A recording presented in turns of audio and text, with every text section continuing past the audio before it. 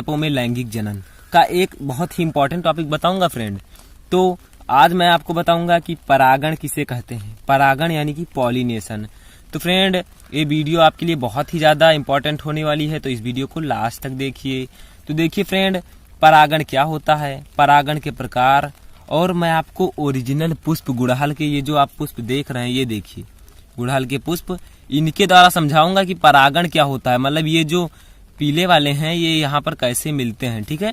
तो मैं अभी आपको बताऊंगा कि वर्तिकाग्र पर जो परागकण होते हैं कैसे पहुंचते हैं विथ एग्जाम्पल ओरिजिनल पुष्प के सहायता से, ठीक है।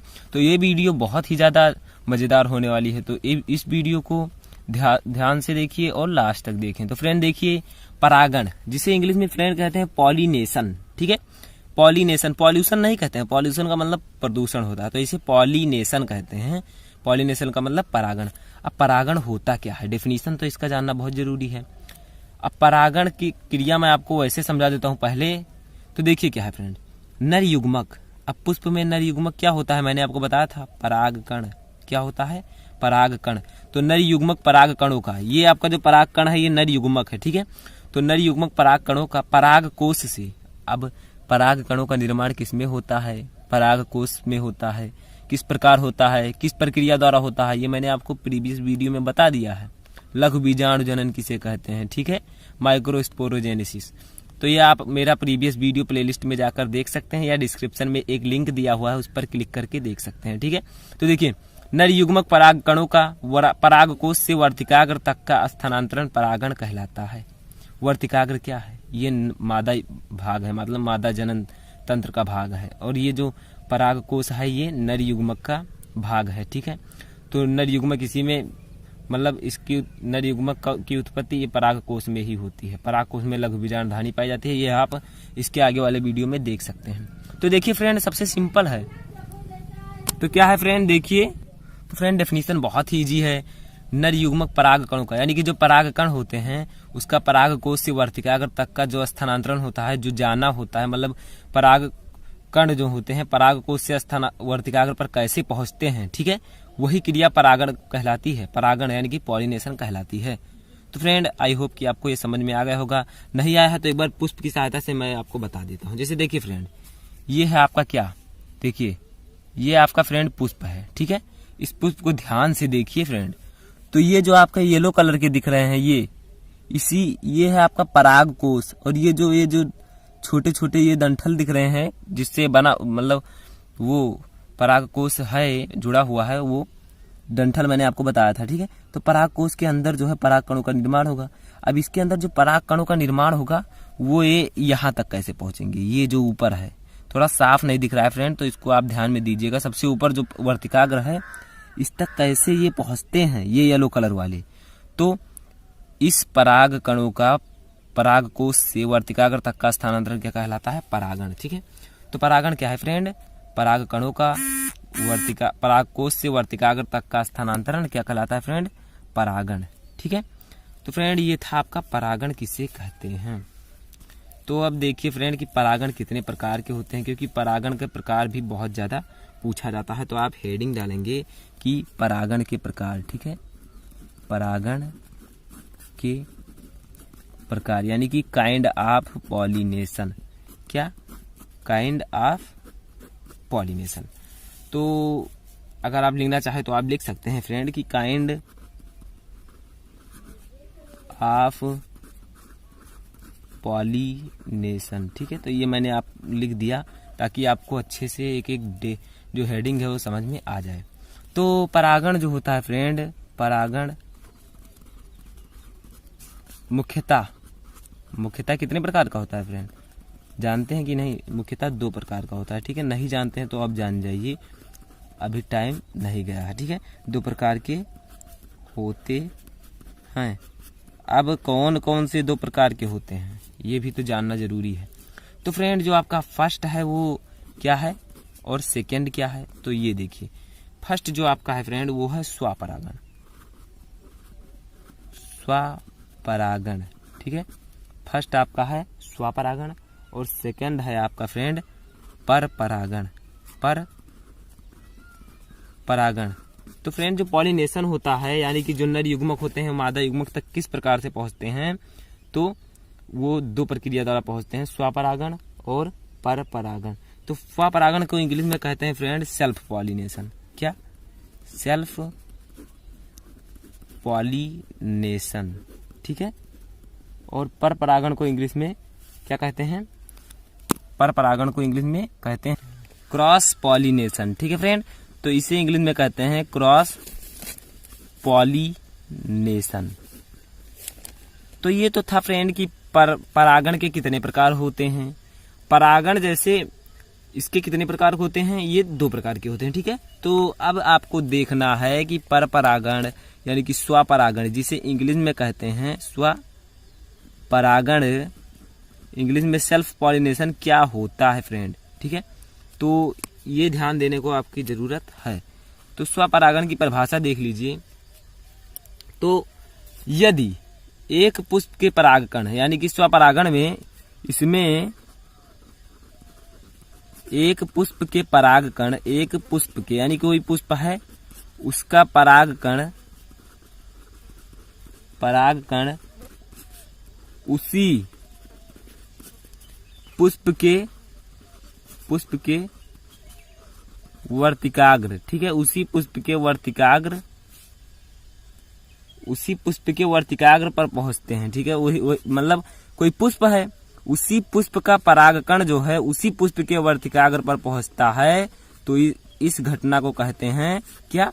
स्वपरागण, ठीक है फ्रेंड। तो देखिए फ्रेंड, इसमें आप दो चीजें समझिए। इसमें एक पुष्प के परागकण उसी पुष्प के वर्तिकाग्र पर पहुंचते हैं या फिर उसी पौधे के पुष्प के वर्तिकाग्र पर, उसी पौधे के। तो आई होप कि आपको समझ में आ गया होगा। जैसे देखिए, मान लीजिए कि ये दोनों पुष्प हैं। देखिए फ्रेंड, ये पुष्प है और ये पुष्प है, ठीक है। मैंने इस पुष्प को तोड़ा है और आपको समझाने का प्रयत्न कर रहा हूं। तो देखिए, ये पुष्प है और ये पुष्प है। तो स्वपरागण में क्या, इसमें एक पुष्प के परागकण उसी पुष्प के, या तो ये जो परागकण आपको येलो कलर के दिख रहे हैं ये इसी पुष्प के वर्तिकाग्र कहाँ है? ये ऊपर देखिए, ये वर्तिकाग्र है। तो ये जो पुष्प है इसी के परागकण अगर इसी पुष्प के वर्तिकाग्र पर पहुंचते हैं तो इस घटना को स्वपरागण कहेंगे। या फिर मान लीजिए ये एक पुष्प का पौधा है, ये भी उसी ही पुष्प का पौधा है, ठीक है।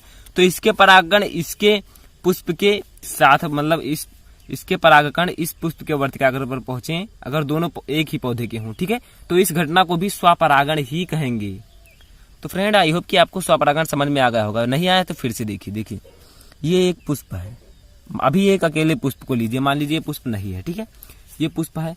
इसके जो येलो कलर के परागकण है अगर इसी के वर्तिकाग्र पर पहुंचे तो इस घटना को स्वपरागण कहेंगे। और अगर मान लीजिए ये भी पुष्प है, ये दोनों एक ही पौधे के पुष्प हैं, तो इसके जो परागकण हैं इसके वर्तिकाग्र पर पहुंचे या इसके परागकण इसके वर्तिकाग्र पर पहुंचे तो इसे भी स्वपरागण कहा जाएगा फ्रेंड। तो ये था फ्रेंड आपका स्वपरागण, ठीक है। तो स्वपरागण में आपको समझ में आ गया होगा कि क्या होता है स्वपरागण।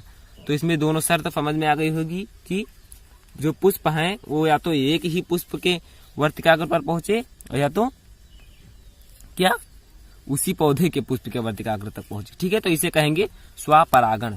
तो फ्रेंड, ये था आपका स्वपरागण। तो फ्रेंड, एक बार स्वपरागण और समझ लीजिए क्योंकि ये बहुत ही ज्यादा इंपॉर्टेंट है। थोड़ा सा समझ लीजिए कि इसमें एक पुष्प के परागकण उसी पुष्प के या उसी पौधे के वर्तिकाग्र पर पहुंचते हैं, इस घटना को स्वपरागण कहते हैं, ठीक है। तो फ्रेंड, ये था आपका स्वपरागण। अब फ्रेंड, इसके बाद मैंने दूसरा प्रकार भी बताया जिसे कहते हैं फ्रेंड परागण, ठीक है, जिसे कहते हैं फ्रेंड क्रॉस पॉलिनेशन। तो इसको भी समझ लीजिए क्योंकि ये बहुत ही ज्यादा ये भी इम्पोर्टेंट है। तो ये दोनों तो आप बिल्कुल लर्न ही कर लीजिएगा। तो परपरागण क्या होता है, तो आपको ये तो पता ही चल गया होगा कि स्वपरागण क्या होता है। इसकी परिभाषा तो आ ही गई होगी आपके माइंड में। तो लिखिए परपरागण में क्या होता है फ्रेंड। देखिए, तो इसमें इस घटना में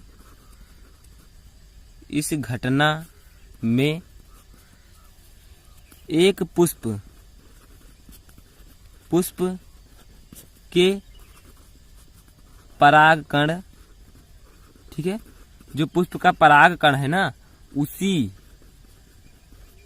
उसी पुष्प के पौधे में नहीं, उसी जात के, यानी कि वही जात, मान लीजिए गुड़हल है तो गुड़हल के पुष्प का परागकण उसी जात के दूसरे पौधे के परागकण, यानी कि उसी जात के दूसरे पौधे के वर्तिकाग्र पर पहुंचता है। ठीक है, तो इस घटना को कहते हैं फ्रेंड्स पर परागण। तो आई होप कि आपको ये समझ में आ गया होगा। तो फिर से देखिए पर परागण क्या है। पर परागण में एक पुष्प का परागकण, मान लीजिए कोई पुष्प है, उसका परागकण उसी पुष्प के पौधे में नहीं, मतलब उसी पुष्प के पौधे में जिस पौधे में वह पुष्प लगा है उसी में उसके वह वर्तिकाग्र पर नहीं जाएगा, मतलब उसी पुष्प के वो जाएगा। जैसे मान लीजिए दो ऐसे गुड़हल के पेड़ है, मान लीजिए मैं आपको सिंपली बता रहा हूँ, ये देखिए मान लीजिए ऐसे एक पेड़ है, ठीक है, गुड़हल का है, ये भी गुड़हल का पेड़ है। ठीक है, तो अगर इसके परागकण इस पौधे के पुष्प के परागकण इस पौधे के पुष्प के परागकण पर जाएंगे तो इसे कहा जाएगा पर परागण। ठीक है, तो फ्रेंड ये था पर परागण, मतलब कोई पौधा है और कोई दूसरा पौधा है, तो इसके परागकण उस दूसरे पौधे के परागकण में जाएंगे, मतलब वर्तिकाग्र पर पहुंचेंगे, तो इस घटना को कहा जाएगा पर परागण। ठीक है, तो ये थे फ्रेंड आपके दो प्रकार किसके परागण के। तो आई होप कि आपको स्वपरागण और परपरागण समझ में आ गया होगा। अभी भी नहीं आया है तो आप वीडियो को दोबारा देख सकते हैं या फिर पास करके देख सकते हैं। ठीक है, तो फ्रेंड एक बार फिर से थोड़ा सा देख लीजिए, वैसे शॉर्टकट में, क्योंकि मैं आपको पढ़ाने के बाद शॉर्टकट में जरूर बताता हूँ थोड़ा सा ट्रिक। ठीक है, तो देखिए फ्रेंड परागण क्या होता है। तो भाई जो मनुष्य होता है उसमें भी जो शुक्राणु और अंडाणु होते हैं वो आपस में मिलते हैं ना, तो इसमें भी जो नरयुग्मक परागकण है और अंडा उसमें जो क्या होता है अंड होता है पुष्प में, तो ये दोनों आपस में मिलेंगे, क्योंकि जो गुड़हल होता है वो द्विलिंगी पौधा है। ठीक है, तो इसमें दोनों नर और मादा दोनों पाए जाते हैं। तो नर युग्मक जो है पराग कणों का पराग कोश से वर्तिकाग्र तक का स्थानांतरण परागण कहलाता है, क्योंकि नर युग्मक जो है पुंकेसर, नर भाग जो है पुंकेसर है, मादा भाग जायांग है। ठीक है, तो पुमंग जायांग है। तो फ्रेंड वही आपका नर युग्मक में किसका नर युग्मक का निर्माण कहाँ होता है, पराग कोश में। तो पराग कोश में नर युग्मक का निर्माण होगा तो वहां से वर्तिकाग्र से एक नली जाएगी, उसी के द्वारा वो अंडाशय तक पहुंच जाएगा। ठीक है, तो इसी को कहते हैं परागण। तो नर युग्मक पराग कणों का पराग कोश से वर्तिकाग्र तक का स्थानांतरण परागण कहलाता है। बहुत ही इजी मैंने आपको डेफिनेशन बताई है, तो इस डेफिनेशन को याद कर लीजिएगा, क्योंकि परागण पूछा भी जाता है आपके बोर्ड एग्जाम में।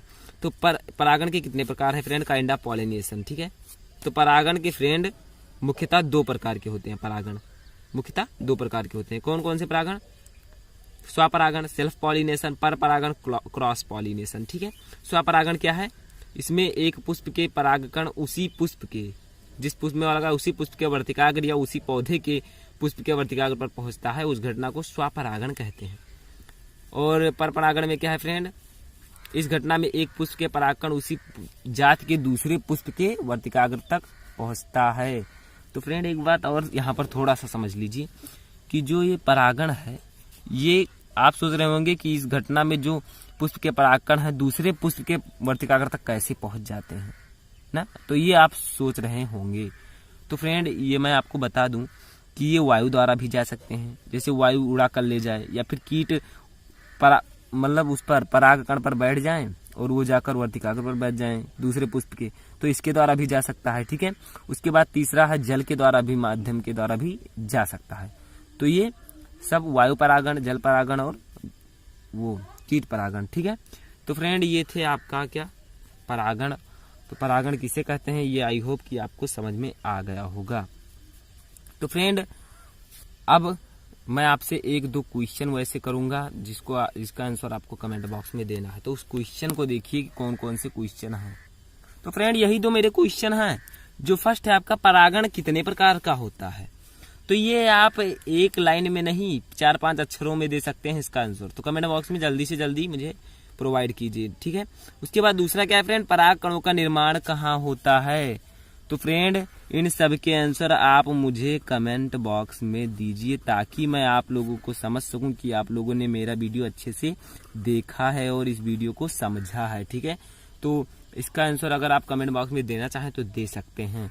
और फ्रेंड, अगर वीडियो पसंद आया हो तो वीडियो को लाइक करें और चैनल को SUBSCRIVE यानी कि सब्सक्राइब करना ना भूलें और बेल आइकन को जरूर दबाएं ताकि मेरे द्वारा जो लेटेस्ट वीडियो अपलोड हो वो आप तक नोटिफिकेशन